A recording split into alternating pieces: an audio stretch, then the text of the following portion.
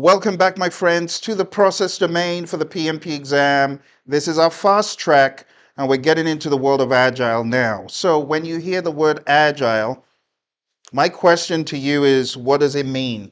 When someone says Agile. See, in my mind, when someone says Agile,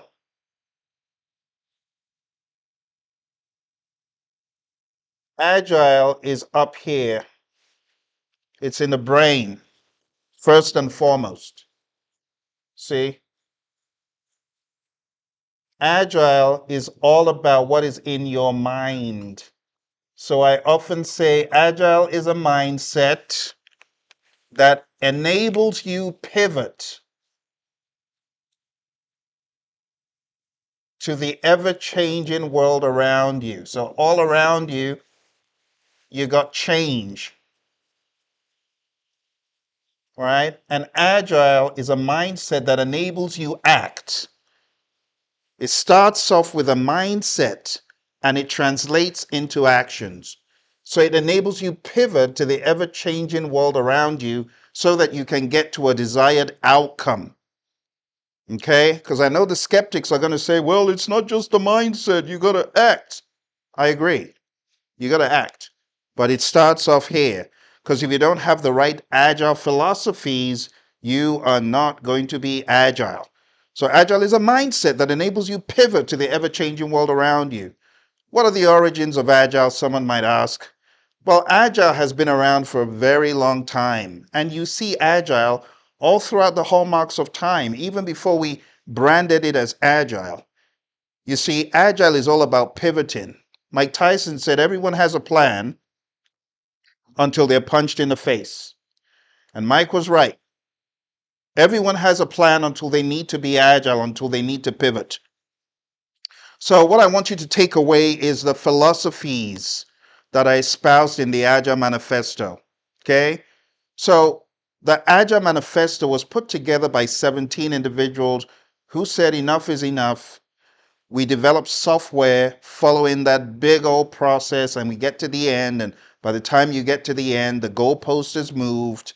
It's now obsolete. By the time you get to the end, technology's changed, things have evolved. We got to be more agile in our approach. So the 17 anarchists who had said enough is enough, they got together at the Snowbird Resort in Utah. And when they got together, they were able to come out with what we know today as the Agile Manifesto. If you go to agilemanifesto.org, you can check out the Agile Manifesto. But I want to give you the 4 values that make up the overarching thought. Like when I say mindset, you got to understand the values, what we value in the world of Agile. And in the world of Agile, we value certain things over others. Now, let me ask you this. Which one would you rather I gave you if you were in the Arizona desert? This or this? Water, liquid, or food? And I know what you're going to say. Those of you who want to be smart, you're going to argue that it's this. But for those of you who are realists, you're going to know that it's this one. Why? Because you can last longer with this than this. This is good. Everyone loves food. I mean, this is lean. This is not the unhealthy stuff, right? Although I know that the fitness aficionados are going to say it's not pure beef. Let's leave that alone. You get the idea. Food or water? Water.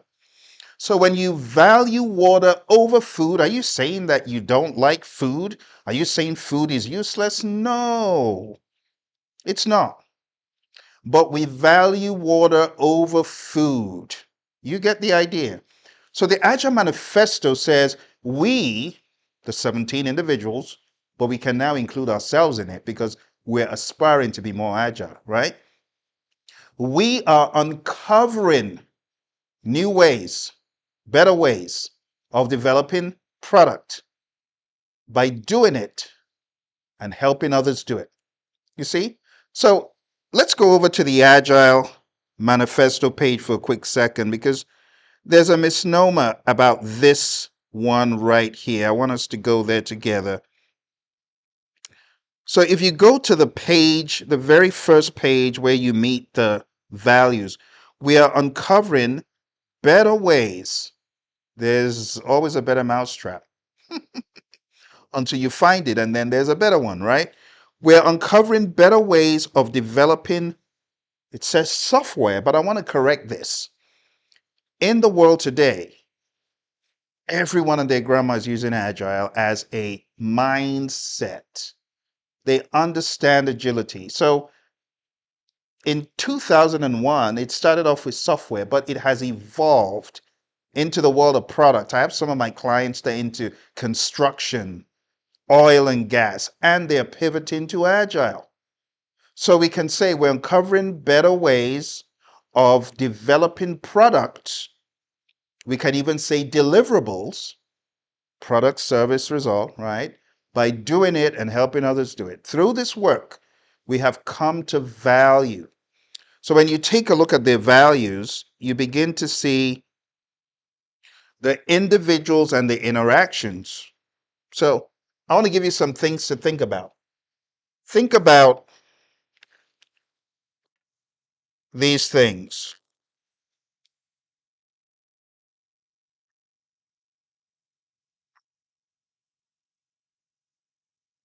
We got people to people interaction going on,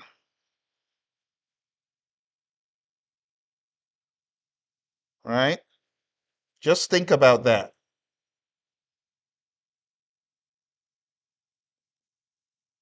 Individuals and interactions. This is what we value. Number one, individuals and interactions over processes and tools.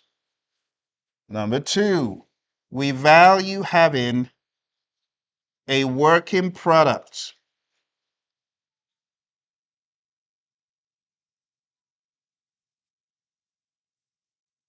Working product over comprehensive documentation. So imagine documents and documents and documents and documents that are not necessarily useful on the project. We value this over this. We're not saying this is bad, but we're putting a value on working product over tons and tons and tons and tons and tons of documents. And then at the end of the day, you don't have a working product. What good is that? You get the idea? We value this over this. We value individuals and interactions over processes and tools, right? Again, we could have binders and binders and binders, reams and reams of paper of, do's and don'ts. And these are okay, but if we don't get this right, this is no good, right? Working product over comprehensive documentation. Again, I'm not saying comprehensive documentation is not bad, but the documents are useless if the product isn't working. And this is really referring to the redundancy in a lot of heavy documentation in the world that exists outside of Agile. A lot of times we're not honest to just tailor it and say, hey, wait a minute, why are we using this document? Do we really need it? A lot of times we just got to be brutally honest and we just got to be lean and mean. We got to cut out the fat. In the world of Six Sigma, we call it muda. Call out the muda, too much waste, overhead. We spend 10 hours on these documents and we now have a product that doesn't work versus we have a product that works and then we have documentation that is value. You get what I'm saying? It's a mindset. Good. All right. So individuals and interactions over processes and tools, working product over comprehensive documentation. The next one is customer collaboration. And customer collaboration, what I think about here is that good old, you're working with your customer, right?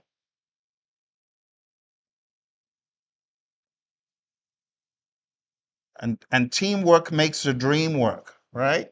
Teamwork makes the dream work. This is where We're on the same wavelength. See that? We're thinking about the same end goal, success. We want to succeed. Customer collaboration versus contract negotiation, right? Contracts. And don't get me wrong, there's nothing wrong in negotiation. I do it all the time. But when you're negotiating, what good is it if you don't go in there with a mindset to work with the customer?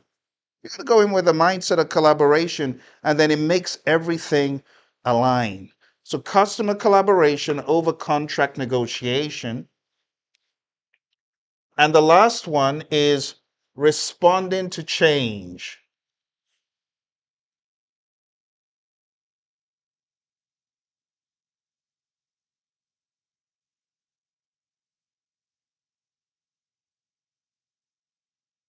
Over following a plan.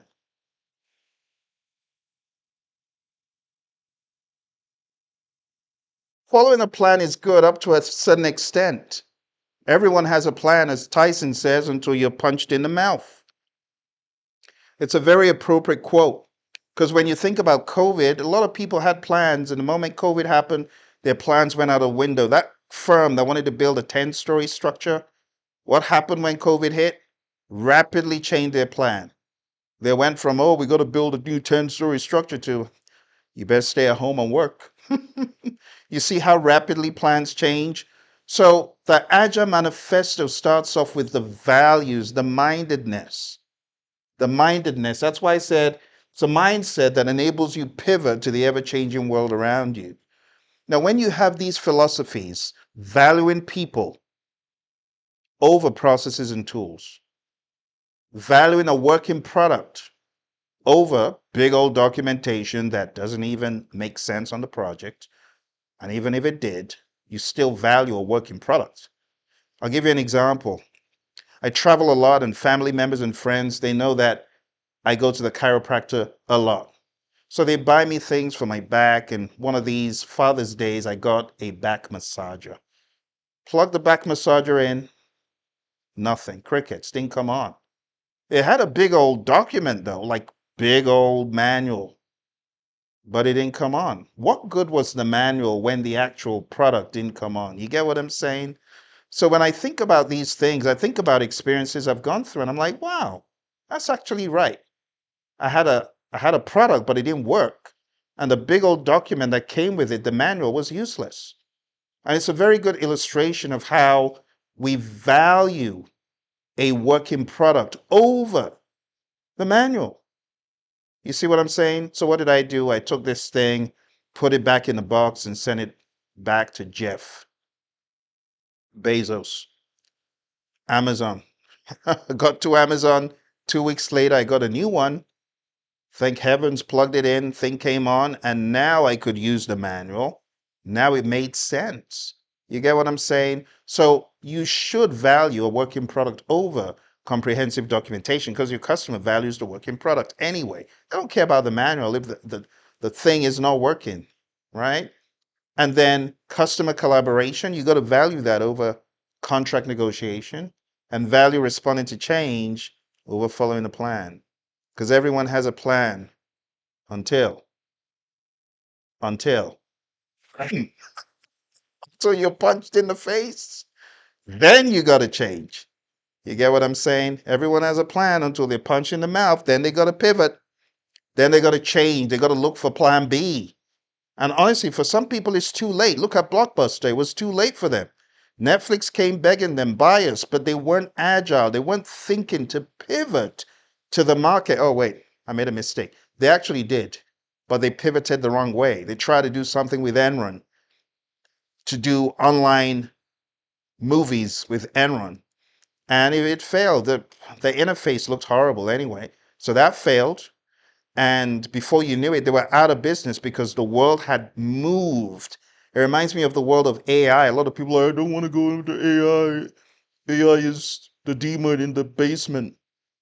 And honestly, if you don't pivot to these things, you're going to be left behind. Look at Kodak. Kodak didn't want to pivot to digital photography. They discovered the digital camera, but they said, shh, let's keep it under wraps. If we don't keep this under wraps and it gets out, people aren't going to buy our hardware anymore. They're not going to buy our film. They're not going to buy our cameras. Let's not go into digital cameras just yet. And they try to quieten it down until the likes of Apple said, huh, let's put this thing in the iPhone. Can you imagine a phone dethroned the camera? It's crazy. It's unbelievable. And that's why a lot of YouTubers and TikTokers, they ain't got no camera. They're using a phone. You see how Agile flips things on its end? So you got to be able to pivot. And the Android people, they got on that wave, and it cost Samsung a lot of money. Steve Jobs was very displeased with the Google boys, but now they made peace, and now everyone's pivoted to where the world was going. You get what I'm saying? There's so many examples over time of people and companies that didn't pivot. You got to be agile, my friends. Okay, so this is just the very beginning. These are the values. On top of the values, we've got principles. So I'm going to go over the principles with you. I'm just going to give you a few words to remember the principles. We're not going to go too crazily deep into it. So I'm going to get rid of this. But I'm going to talk about my very first principle here, and it's my favorite. I love this principle. It started helping me understand my obsession with customer satisfaction. If the customer is not happy, quality has not been met, justice has not been served, you got to make it right with the customer, for the customer. And the Agile Manifesto, the very first principle, it just says our highest priority is to satisfy the customer. So I'm going to show you all 12. This is number 1. Satisfy the customer. Customer, you got to be obsessed with the customer. Our highest priority. Everything else is not as important as this. It's our highest priority. That's a big statement. If only every organization had that mindset. Highest priority is to satisfy the customer through early and continuous delivery. Early, give them what they want. They're hungry, give them food. They're craving features, give them features. And then early and continuous, don't stop the love, keep it flowing. Give us value, we're going to eat it up. It's a lovely mindset, my friends. Highest priority. Wow. Through early and continuous. Why early? Because if we're in a world of agile, you see, in the world of agile, we do things in what we call iterations or sprints, and they're very short bursts. And we get this done, and then we deliver. And then we get some feedback, and then we go do something else, and then we build on what we delivered, and we deliver more. And then we go back and build and deliver. And it's a continuous flow. And that's why you stay with Apple, or maybe not. And that's why you stay with Samsung. Uh-oh, now we're getting into territory I didn't mean to go into. Maybe that's why you stay with Microsoft. Let's keep the Microsoft people happy. But jokes apart, early and continuous delivery is all around you. When you go to your favorite restaurant, what makes it your favorite? It's the value. Early and continuous delivery. Continuous. Don't stop the love. Don't stop the value. Okay, you get it. Number 2. Open up to the Agile Manifesto page. This one says, going into the principles, welcome changing requirements, even late in development. Wow. Welcome changing requirements. Changing requirements. You asked for this item A. Why are you asking for item B at the 99th hour? How dare you? It was already etched in stone. You can't do that to the development team. It's not fair. We're going to sign a contract and we're going to lock down scope and schedule and cost and bad customer, no more changes. Well, thank goodness Agile isn't like that. Let's read it together. It's right there. Welcome change in requirements even late in development. Agile processes harness change. Think about that. You grab change, you harness it, you bridle it, you ride it, you use it for the customer's competitive advantage. Wow. Wow. If only companies and people and developers could truly have this mindset. Now, you know what I get from a lot of people? People say, well, Phil, why would this happen? It shouldn't happen in the construction industry because it won't fly. There are other ways of dealing with this, but let's not miss the very first word. What's the first word? Read it, read it. Welcome. It didn't say accept all changes, but it said you welcome the change. Like, oh, let's see what this is all about. And when you welcome it, it's a mindset shift as opposed to, oh, that doggone customer again asking for changes. Instead, you're like, oh, a change. Okay. Because you're looking to harness change. You are team customer. I have a lot of people, they're so like, oh, the contract said, you see the problem there? So that's why we said customer collaboration needs to be the mindset. So it says, Agile processes harness change for the customer's competitive advantage. Don't you want your customer to be advantageous in the marketplace and competitive? Don't you? I want my customers to kill the game. I want them to dominate. You get what I'm saying? So it needs to be a mindset. All right, let's go to number 3. I'll try and be a bit quicker. Number 3, deliver working product frequently. Deliver frequently. Deliver working product frequently. I'm paraphrasing the word software because these days the world of Agile permeates industries. So I want you to think about this. Deliver working product frequently from a couple of weeks to a couple of months with preference to the shorter time scale, which means a couple of weeks is preferred, not a couple of months, couple of weeks. Now, why would we do that? Because a couple of months is a long time when you think about it in the agile world. So the shorter, the better. A couple of weeks is pretty much the norm in industry, and you got developers doing things in these 2-week sprints and then delivering. They do things and then they hand over, and when they hand it over, it goes into production. The customer is able to get value quick, they're able to give feedback, and you're just applying great value on your customer, whether it's internal or external. It's a good thing. It's a good thing. Okay, I hope that makes sense.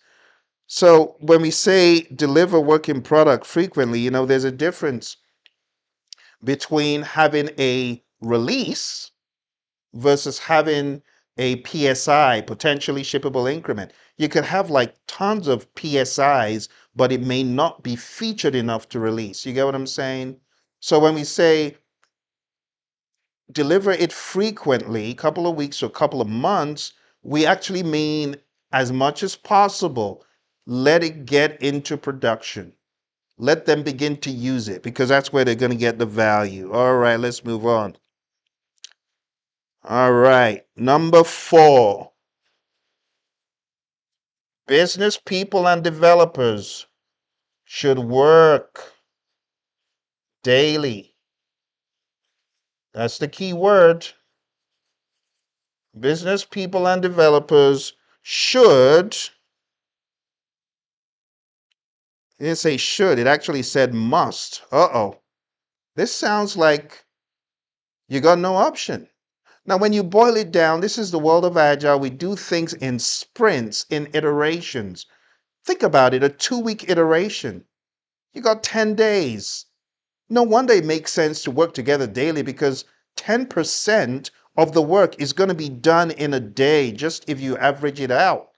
So it does make sense to say you must have access to the stakeholders. You must have access to other team members. You shouldn't just be in your little silo in a den saying, okay, I'm working alone. No, time is of the essence. So we got to collaborate. We got to interact on a daily basis. And that's what it says. Business people and developers must work together daily throughout the project.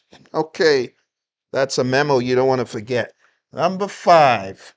Number 5 says, build projects around motivated people. It didn't say build projects around motivated teams. It said motivated people, which means there's an expectation that we hire people who are emotionally intelligent, and they got a mindedness of accountability. They got a mindset of autonomy. They're not waiting for their boss to come and wind them up. Oh, let me pump this person up and get them motivated in the mood. No, you got to motivate yourself. You got to inspire yourself. Motivated people. People who, when they understand the greater good, they're ready to go. Get what I'm saying?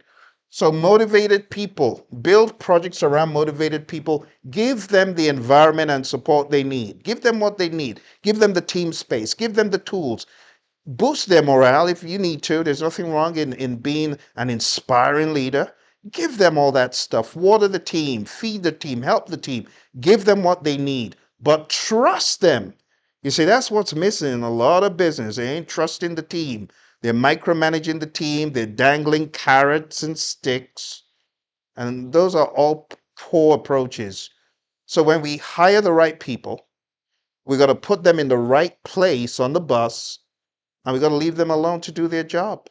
Hire the right people, hire the right fit, give them the environment and support they need, and get out of their way. Be a servant leader, remove the roadblocks. That's what it's saying. Okay? So build projects around motivated individuals. Okay. Let's move on. Going into number 6. The most efficient and effective method of conveying information to and within a development team is face-to-face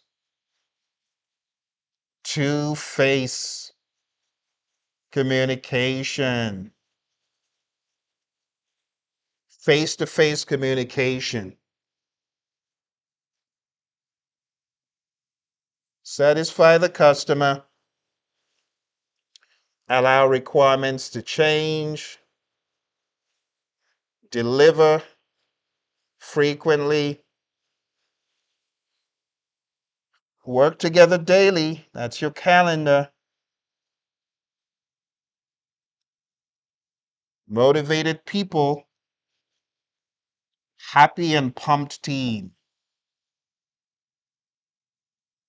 All right. Motivated individuals. And then this one is face-to-face communications. All right. It says the most efficient and effective method of conveying information to and within a development team is face-to-face conversation. Conversation. What is conversation? It's like it's an exchange, right? And then the next one says working product. Working product is the primary measure of progress. We want a product that works. A working product. That's how you're going to remember the working product, a radio that actually can get stations and play music and entertain you. Working product is a primary measure of progress. You see, in the world of Agile, it's no good saying, oh, we're 88% done, we're 99% done, we're 88.9% done. That's all well and good in the world of predictive. But in this world of Agile, We don't get bogged down by percent completes. Why? Because remember, we're working in these 2-week iterations, and you're either done or you're not. And if you ain't done, you ain't done. So the promise is at the end of 2 weeks, we're going to deliver a working product, a potentially shippable increment. And if you don't deliver it at the end of the sprint, you know you didn't meet your goal. And that's the question. You either did it or you didn't. And that's how we look at it in the world of Agile. So working product, that's the primary measure of progress. You're either done or you're not done. All right. Number 8. It says Agile processes promote sustainable development. Sustainable development. I like to think about it like this, even though it has nothing to do with a plant, but I want to think about it like humans need to be fed and watered, right? Humans need to recover when things have gone crazy. You see that? So I'm going to use this metaphor of a plant because it's green, right? Sustainable. And honestly, I call this one the don't kill the team. Don't kill the team principle. Don't kill the team. You got to allow the team recover. You got to think about growth. You got to think about the team being able to recover from tough times. You got to think about the team being able to sustain their work. So think about it. If you're making a team work 80 hours every single week, can they sustain that pace? Someone says, yeah, Phil, that's the story of my life. That's not quite right. You should make humans around you work 80 hours a week. That's crazy. Now, if the team is working all that time daily, what good is it? A very sad story of an individual, a friend of a friend, who was at his desk working hard and he just slumped. And that was it. Is it worth it? It's not. It's not worth it. Remember, you are replaceable. My mentor, John Maxwell, he jokes that the very next day, they're passing the potato salad at the funeral and trying to get drinks. It's a sobering thought, but it reminds me of don't kill the team, sustainable development. So let's read it in full. Agile processes promote sustainable development. The sponsors, developers, and users should be able to maintain a constant pace indefinitely. Can you maintain a pace of 80 hours a week indefinitely? I want to wager that you can't. And if you say you can, that's sad because you really shouldn't be doing that. Now, I know there are a lot of people say, well, I've got a business, I'm doing that. And proceed with caution, okay? But don't kill the team. The measure that you make for yourself doesn't mean you should push that on people. Not everyone's cut out for 80, 90, 100, 120-hour weeks. Okay, so I want you to keep that in mind. Very good. All right, so the sponsors, developers, and users should be able to maintain a constant pace indefinitely. The next one, number 9. Number 9, we're doing very well. Number 9 says, continuous attention to technical excellence and good design enhances agility. Technical excellence. Continuous, which means you don't give up on being technically excellent. You know your stuff. You know your subject matter. If you're a coder, you know your coding. You know the rules of coding. You know the rules of the game. You understand how you're going to share work and you got it down technically. Technical excellence and good design. Good design. Steve Jobs would say design is not what it looks like. It's not what it feels like. Design is how it works. You got to understand the big picture, the inner workings. That's what design is. It's not just saying, oh, design is how it looks or how it feels. That could be part of it, but that's not it. That's not the ultimate. The ultimate is high works, right? So technical excellence and good design enhances agility. How is that? Well, when you're technically excellent and you make sure that the flaws, the kinks are removed, you make sure that the bugs and the errors are minimized, what happens? What happens? You get leaner and meaner. There are less mistakes, you get better and better, and there's less rework, right? When you're technically excellent, when your designs are good, and it says it enhances agility. Okay, just makes you more agile. It prevents a whole lot of fan cleaning. Like when you're not technically excellent, is boo boo after boo boo, mistake after mistake, cleanup after cleanup. You bring in the cleaning crew, they got to clean it up. We don't want any of that stuff. All right, number 10. Let's read number 10. Simplicity, the art of maximizing the amount of work not done. What did you just say? Maximize the amount of work not done? Yeah. Simplicity. Maximizing the amount of work not done is essential. So, what are we really saying? Keep it simple, sister. Keep it simple, sir.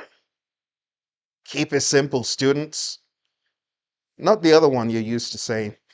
That won't be agile. There's no space for that one here. But what we're saying is you got to keep it simple. So for this one, number 10, I'm just going to say KISS. Keep it simple, sister. Maximize the amount of work not done. So I'm going to say this is all the work that was not done. Not done. You maximize the amount of work not done to get the same value. You get what I'm saying? Let me give you a visual, okay? This is all the work not done. This is what we want. This is what we do not want. Like on the flip side, you have people thinking, well, I guess I'm just going to do all this work.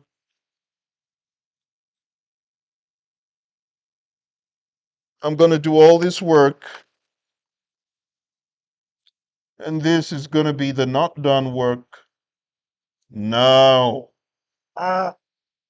that's not the assignment.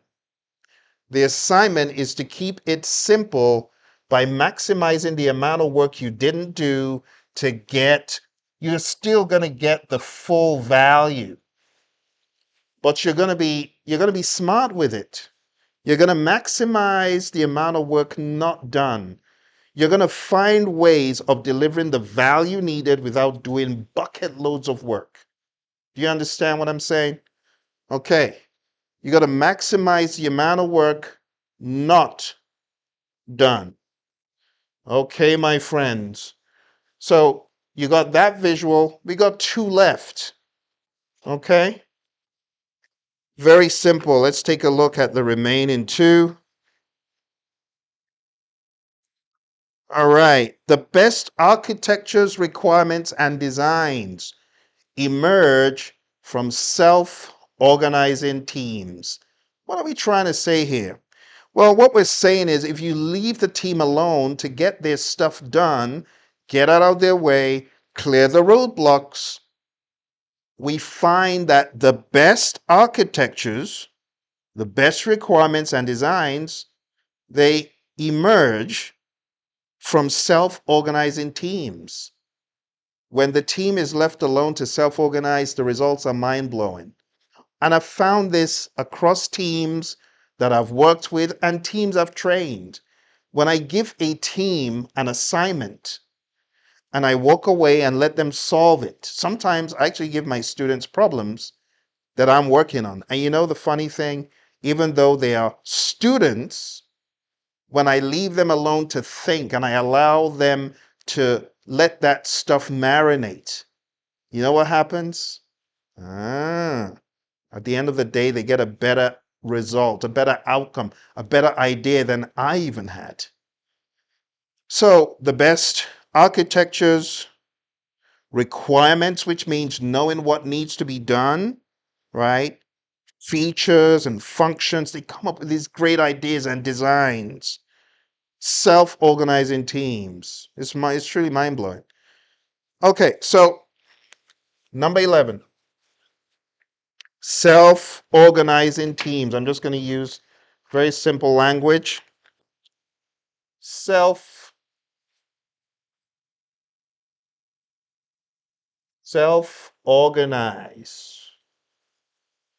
All right. Number 12. This one is definitely one of my favorites. Self-organized. We just have a team, self-organized. That should give you an idea, reminder. Technical excellence. We'll just use a basic flow to remind you about this. Okay? Final one, number 12. Number 12 just says, at regular intervals, the team reflects. They spend time in reflection. So I'm just going to call it retrospect.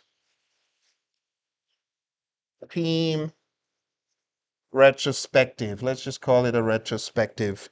But again, it doesn't have to be just a retrospective. It says at regular intervals. You see what I'm saying? Regular intervals. It doesn't mean that it has to be just at the end of the entire sprint. Regular intervals could mean that daily you're taking account of what needs to be improved on. How well are we doing? What can be done better? What can we do better right now today to improve? So, team retrospective, this is where the team is thinking, how can we do better? Right? It's a team think. The team is asking that question. What can we do better? How do we improve? What did we do well? What didn't we do so well? What can we repeat? What should we repeat? You know. So it says at regular intervals, the team reflects on how to become more effective, then tunes. They don't just reflect on how to become more effective. They tune, they take action. You see that? They tune and adjust accordingly.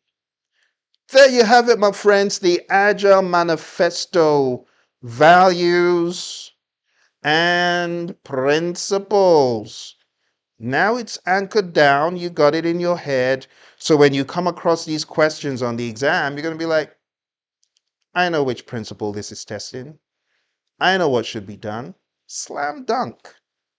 Easy peasy lemon squeezy.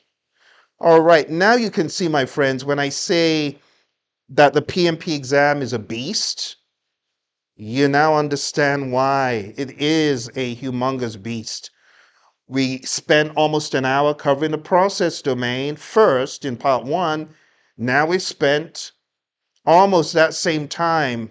Yeah, we've spent another 40 plus minutes covering just the agile philosophies. We haven't even started getting into the intricacies of any of the frameworks. So we're going to take a break here. And then when we come back, we'll get into the world of Scrum. I'm going to show you Scrum, the 353 of Scrum, and then we're going to wrap up the process domain, general understanding, and then we'll go into the business domain, and we'll be done. All right? Thanks for joining me. If you found value from this, smash the like button. I'll see you in the next one.